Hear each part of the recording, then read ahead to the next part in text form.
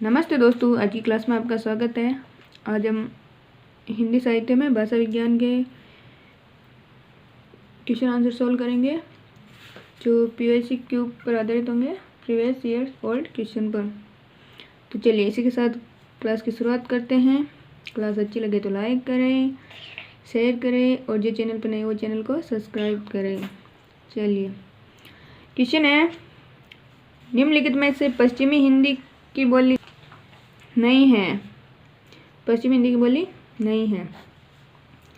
पहली है ब्रजभाषा, दूसरा कन्नौजी, तीसरा बुंदेली, चौथा है मगही। तो क्या होगा इसका सही आंसर? किसी को आता हो तो बताएं। पश्चिमी हिंदी की बोली नहीं है तो ब्रजभाषा पश्चिमी हिंदी के अंतर्गत आती है, कन्नौजी आती है, बुंदेली आती है, कौन सी नहीं है? मगही। अगला क्वेश्चन है, खड़ी बोली शब्द का प्रयोग। पहला, साहित्यिक हिंदी खड़ी बोली के अर्थ में होता है। दूसरा, दिल्ली मेरठ के आसपास की लोक बोली के अर्थ में होता है। तीसरा, खड़ी बोली का उद्भव शोर सैनी अपभ्रंश के उत्तरी रूप से हुआ है। और चौथा है, खड़ी बोली में लोक साहित्य बिल्कुल नहीं है। तो ये इसके ऑप्शन है, आप देखकर बताइए कौन सा सही है। खड़ी बोली शब्द का साहित्य हिंदी खड़ी बोली के अर्थ में होता है, सही है। दिल्ली मेरठ के आसपास की लोक बोली के अर्थ में होता है, ये भी सही है। और खड़ी बोली का उद्भव शोर सैनी अपभ्रंश के उत्तरी रूप से हुआ, ये भी सही है। खड़ी बोली लोक साहित्य बिल्कुल नहीं है, खड़ी बोली में लोक साहित्य, तो ये इसका गलत हो जाएगा। पहला, दूसरा, तीसरा सही है, तीसरा सही हो जाएगा। अगला क्वेश्चन है, निम्नलिखित बोलियों को उनके क्षेत्र के साथ सम्मिलित कीजिए। सूची फर्स्ट में बोलियां हैं और सूची सेकंड में क्षेत्र। खड़ी बोली ब्रजभाषा, बांगड़ू, अवधी, और इधर है बिलासपुर, सुल्तानपुर, आगरा, बिजनौर, करनाल। तो क्या सही हो जाएगा? खड़ी बोली किस क्षेत्र में बोली जाती है?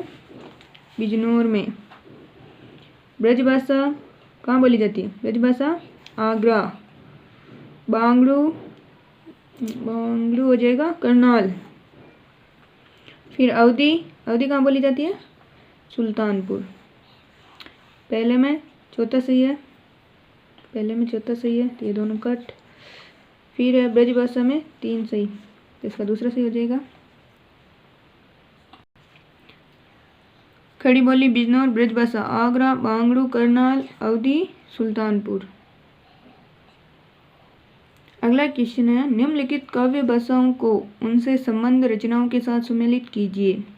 इधर रचनाएं हैं, उधर सूची ए में भाषा है और इधर रचनाएं। अवध, ब्रजभाषा, अवधी, खड़ी बोली। इधर है भंवर गीत, प्रिय प्रवास, कीर्तिलता, प्रबंध चिंतामणि, मधुमालती। तो इसके ऑप्शन उधर दे रखे हैं, आप बता दीजिए, ऐसे ही सोच लीजिए जिसको आता हो तो। मैं बता देती हूँ। अवध, कीर्तिलता किसमें है? अवध में। और भ्रमर गीत किस भाषा में लिखा हुआ है? ब्रजभाषा में। अवधी की कौन सी है?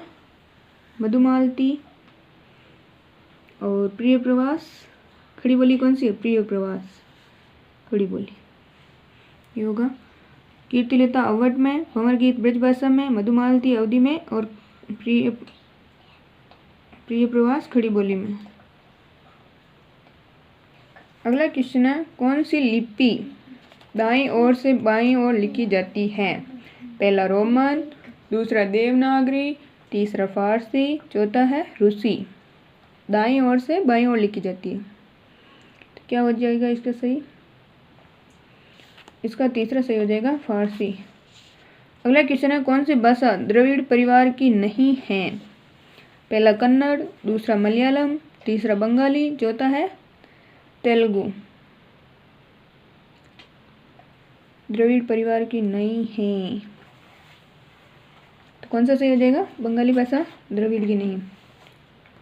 अगला क्वेश्चन है, भारत की संपर्क भाषा है? पहला अंग्रेजी, दूसरा हिंदी, तीसरा उर्दू, चौथा है मराठी। तो भारत की संपर्क भाषा कौन सी है? जब हम किसी और से संपर्क करते हैं या फिर कहीं और बाहर घूमने जाते हैं तो कौन सी भाषा बोलते हैं? लगभग दूसरी है हिंदी।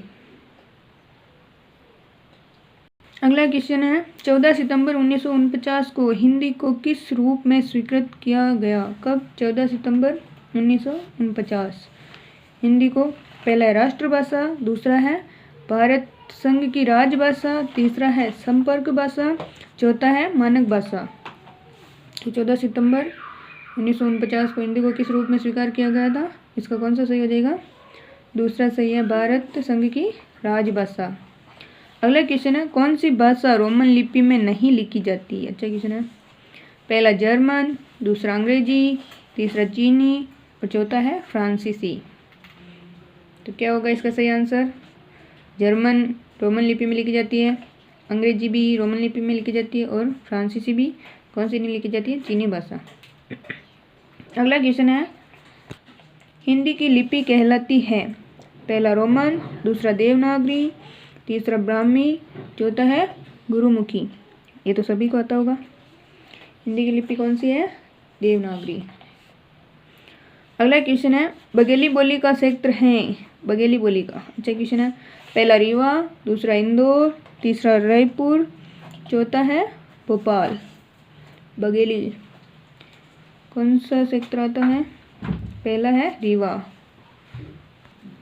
अगला क्वेश्चन है बघेली बोली का संबंध हिंदी की बोलियों के किस वर्ग से है? किसका? बघेली का। अभी इसका क्षेत्र पूछा था, अब इसका है संबंध हिंदी की किस बोली के किस वर्ग से है? पहला पहाड़ी, दूसरा पूर्वी हिंदी, तीसरा पश्चिमी हिंदी और चौथा है खड़ी बोली। तो बघेली बोली का संबंध किससे है? क्या सही हो जाएगा? इसका दूसरा सही हो जाएगा, पूर्वी हिंदी।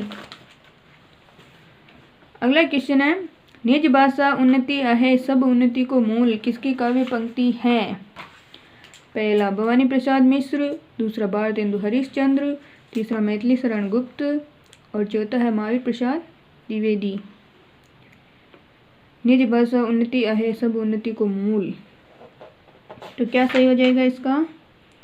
दूसरा सही हो जाएगा, भारतेंदु हरिश्चंद्र की पंक्ति। अगला क्वेश्चन है पश्चिमी हिंदी की उत्पत्ति किस अपभ्रंश से हुई है?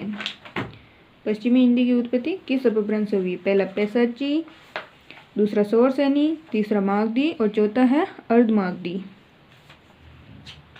बताइए इसका आंसर।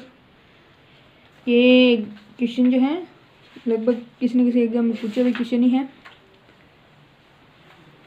तो पश्चिमी हिंदी की उत्पत्ति किस अपभ्रंश से हुई? शौरसेनी अपभ्रंश से। दूसरा सही हो जाएगा।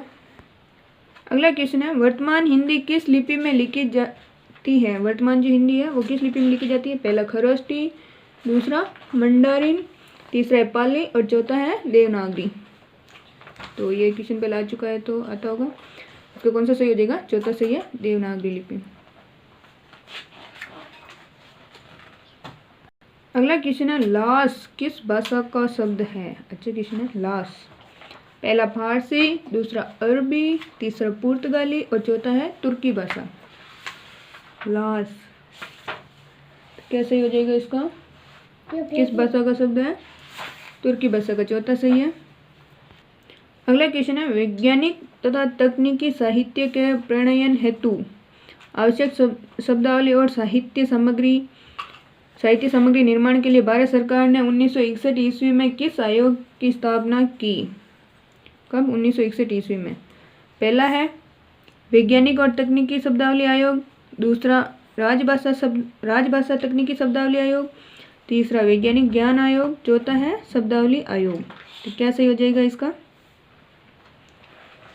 भारत सरकार ने 1961 में वैज्ञानिक तथा तकनीकी साहित्य के प्रणयन हेतु, तो इसका हो जाएगा वैज्ञानिक और तकनीकी शब्दावली आयोग। पहला सही है। अगला क्वेश्चन है हिंदी प्रदेश के पश्चिमी भाग में स्थित बोलियों के सामूहिक नाम को क्या कहते हैं? हिंदी प्रदेश के पश्चिमी भाग में स्थित बोलियों के सामूहिक नाम को क्या कहते हैं?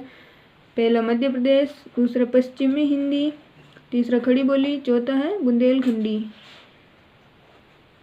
ये मध्य प्रदेश क्षेत्र का नाम आ गया। इन तीनों में से बता दीजिए। पश्चिमी भाग तो क्या कहते हैं सामूहिक नाम? पश्चिमी हिंदी। दूसरा सही है।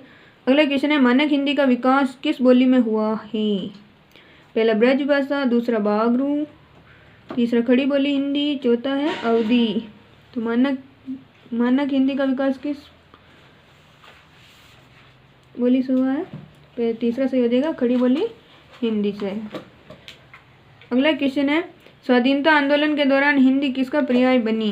पहला पढ़े लिखे भारत का, दूसरा शिक्षित भारत का, तीसरा राष्ट्रीय एकता का, चौथा है देश भर के संपर्क। इसका कौन सा सही हो जाएगा? तीसरा सही है, राष्ट्रीय एकता का। स्वाधीनता आंदोलन के दौरान हिंदी। तो ये थी आज की अपनी short and sweet class. Channel पर नए हो तो चैनल को सब्सक्राइब करें, क्लास अच्छी लगे तो लाइक जरूर करें। मिलते हैं अगली क्लास में। आज के लिए इतना ही, धन्यवाद।